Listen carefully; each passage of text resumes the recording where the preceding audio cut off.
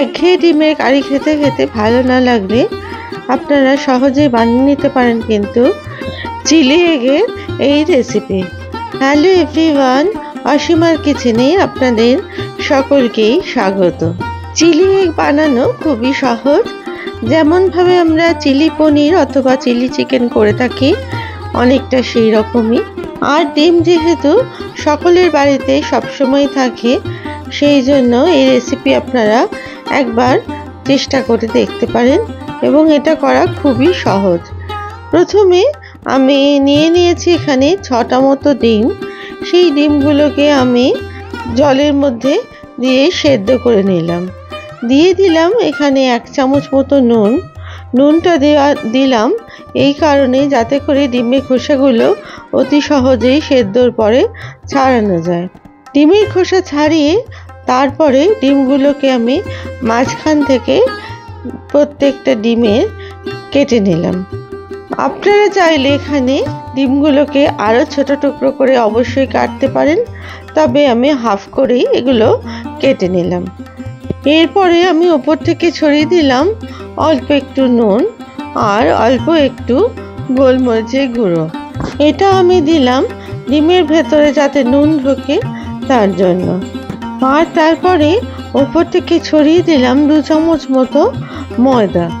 এই ময়দাটা দিলাম যাতে করে আমি যখন ডিমগুলোকে ভাজবো তখন যাতে ডিমের কুসুমগুলো এর থেকে বেরিয়ে না আসে আর ডিমগুলো যে কোনো কারণেই ফেটে না যায়।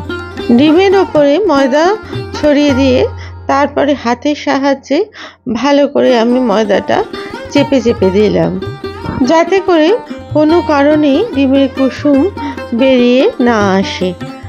এরপর ভালো করে মাখানো হয়ে গেলে আমি ডিমগুলোকে একটু সাইড করে রেখে দিলাম।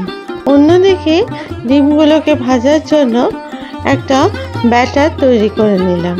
এর জন্য আমি বাটিতে প্রথমে দিয়ে দিলাম 2 চামচ মতো ময়দা আর দিয়ে দিলাম 3 চামচ মতো কর্নফ্লাওয়ার।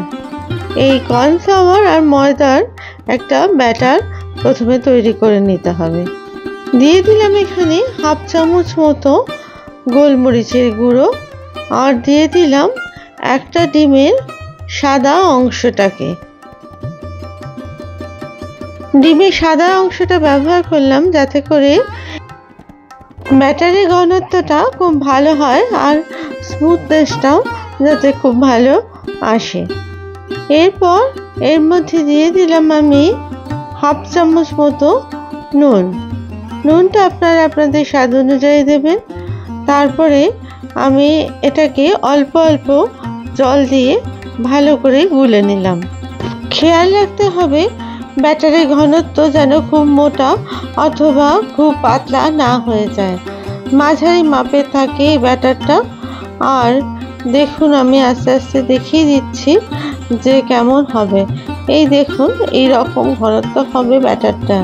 এরপরে ডিমের অংশগুলো আমি ব্যাটারের মধ্যে চুবিয়ে একটা ফ্রাইং প্যানে তেলের মধ্যে আস্তে আস্তে করে ছেড়ে দিলাম। তবে ডিমগুলো ছাড়তে হবে ঠিক এইরকম উল্টো করে। কুসুমের অংশটা নিচের দিকে থাকবে আর সাদা অংশটা উপর দিকে থাকবে।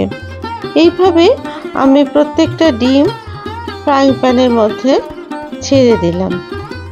আর এই সময় আঁচটা কিন্তু আপনারা মিডিয়াম রাখবেন, হাইতে করবেন না। মিডিয়ামে দিয়েই প্রত্যেকটা ডিম কিন্তু একটু লালচে রঙের করে ভেজে নিতে হবে।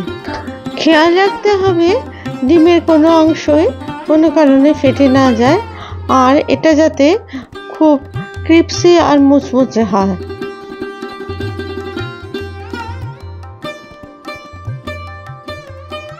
এর জন্য এপিট ওপিট খুব কিন্তু ভালো করে ভেজে নিতে হবে। যখন এটা দুপিটি ভালো করে ভাজা হয়ে যাবে তখন ডিমের অংশগুলোকে কিন্তু একটা প্লেটে তুলে নিতে হবে। একইভাবে ডিমের অন্য টুকরোগুলো ভেজে নিলাম তেলের মধ্যে। এই রান্না করা খুবই সহজ এবং খুব ঝটপট তৈরি করে নেওয়া যায় বাড়িতে থাকা খুব স্বল্প উপকরণের মধ্যে। আর আপনাদের কাছে যদি কর্নফ্লাওয়ার না থাকে সেখানে আপনারা চালের গুঁড়োরও ব্যবহার করতে পারেন, অথবা আপনারা শুধু ময়দাতেও এই ব্যাটারটা তৈরি করে নিতে পারেন। অন্যদিকে সস বানানোর জন্য আমি দিয়ে দিলাম 1 চামচ মতো ডার্ক সয়া সস, 1 চামচ মতো চিলি সস, 2 চামচ মতো টমেটো সস। এরপরে সমস্ত সসগুলো আমি ভালো করে একটু মিশিয়ে নিলাম। এর মধ্যে এবার দিয়ে দিলাম 1/2 চামচ মতো গোলমরিচের গুঁড়ো। গোলমরিচ গুঁড়োটা দেওয়ার পরেও আর একবার মিশিয়ে নিলাম। আর দিয়ে দিলাম 1/2 চামচ মতো কাশ্মীরি লাল লঙ্কার গুঁড়ো, 1/2 চামচ মতো নুন, আর ছোট চামচের 1 চামচ ব্রাউন সুগার। সমস্ত উপকরণগুলো আমি খুব ভালো করে মিশিয়ে নিলাম। এরপরে অন্যদিকে আমি নিয়েছি কিছু ক্যাপসিকাম কুচি, আর নিয়েছি পেঁয়াজের টুকরো। একইভাবে অন্য ডিমের অংশগুলো ভাজা হয়ে গেলে আমি সেগুলোকে তুলে রাখলাম অন্য প্লেটে।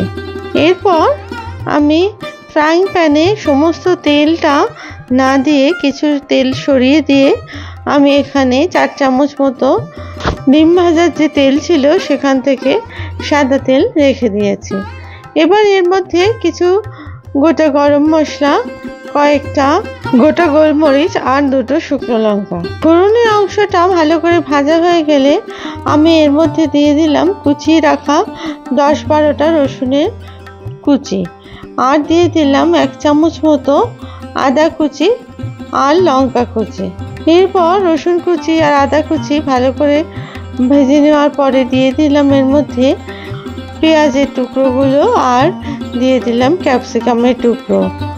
এরপর খুব ভালো করে পেঁয়াজ আর ক্যাপসিকাম ভেজে নিলাম। এই সময় গ্যাসের ফ্লেম কিন্তু বাড়িয়ে রাখবেন, কমাবেন না, তাতে পেঁয়াজ আর ক্যাপসিকামগুলো নরম হয়ে যাওয়ার সম্ভাবনা থাকবে, তাতে করে চিলি এগ কিন্তু খেতে ভালো লাগবে না। এর মধ্যে এবার দিয়ে দিলাম আগে থেকে তৈরি করে রাখা সসটাকে, আর তারপরে আস্তে আস্তে ডিমের অংশগুলো এর মধ্যে দিয়ে দিলাম। খুব আলতোভাবে এটাকে নাড়াচাড়া করে মিশিয়ে নিতে হবে, যাতে ডিমগুলো কোনো কারণে ভেঙে না যায়। এবার আমি দিয়ে দিলাম এর মধ্যে 1 চামচ মতো চিলি অয়েল। এই চিলি অয়েল দেওয়ার পরে আবার খুব ভালো করে সমস্ত ডিমের মধ্যে চিলি অয়েলটাকে মিশিয়ে নিলাম। আর এই চিলি অয়েল দিলে এর মধ্যে একটা খুব সুন্দর গন্ধ বেরোয়, আর খেতেও কিন্তু খুবই সুস্বাদু হয়। দেখুন আমার রান্না অলমোস্ট শেষ, পাস্তা থেকে তেল ছাড়তে শুরু করে দিয়েছে। এই সময় আমি কিন্তু এবার গ্যাসের ফ্লেমটা অফ করে দিলাম। যদি আমার এই রেসিপি আপনাদের ভালো লেগে থাকে তাহলে প্লিজ লাইক, শেয়ার আর কমেন্টস করতে ভুলবেন না। আর আপনারা যদি আমার চ্যানেলের নতুন বন্ধু হন তাহলে প্লিজ চ্যানেলটিকে সাবস্ক্রাইব করার অনুরোধ রইল। এরপরে আমি একটা প্লেটের মধ্যে এই চিলি এগ সাজিয়ে দিলাম। তো সুন্দর এই চিলি এগ হয়েছে, প্রত্যেকটা কিন্তু গোটা গোটা আছে, একটুকু ভাঙেনি, আর সেরকমই ক্রাঞ্চি আর সুন্দর হয়েছে এই চিলি এগ। আপনারা খুব সহজেই কিন্তু বাড়িতে এটা বানিয়ে নিতে পারেন, তাহলে কিন্তু একঘেয়ে ডিম খেতে খেতে ভালো না লাগলে এই চিলি এগ কিন্তু মুখের স্বাদ বদলে দেবে। এই চিলি এগ আপনারা যে কোনো চাউমিন বা রুটি পরোটার সাথে পরিবেশন করতে পারেন। আবার নতুন রেসিপি নিয়ে আপনাদের কাছে হাজির হব। আপনারা সবাই ভালো থাকবেন। ধন্যবাদ।